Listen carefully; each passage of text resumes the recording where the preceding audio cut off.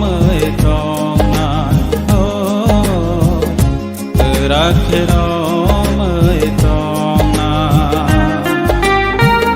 lang ma tong sa có bài về lòng rakhe mới tròn ngàn rakhe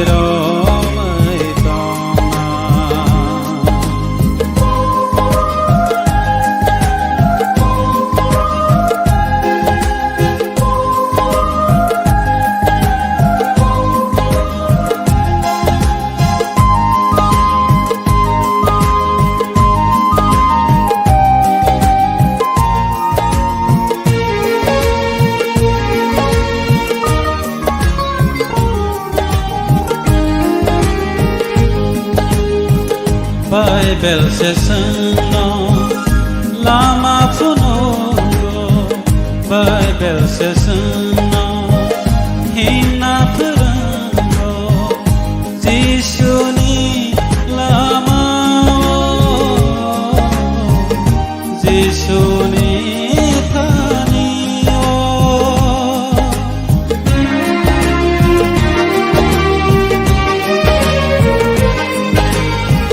Bible says no, lama punugo.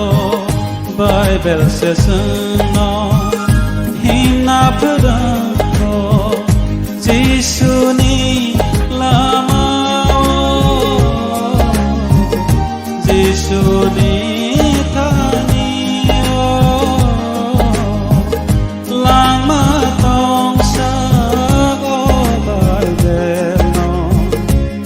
Rakhe mới tròn ngàn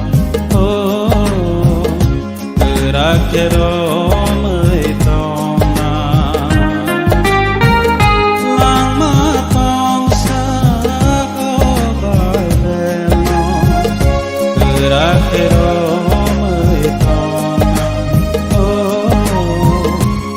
rakhe mới tròn ngàn.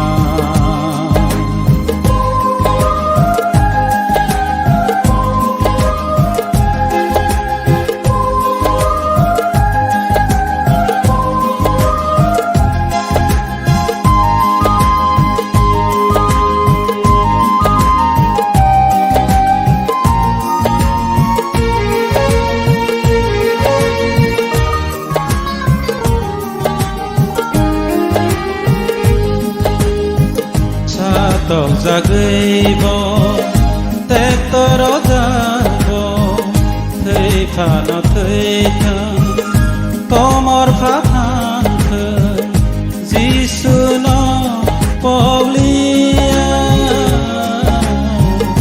Giêsu nó Yakalia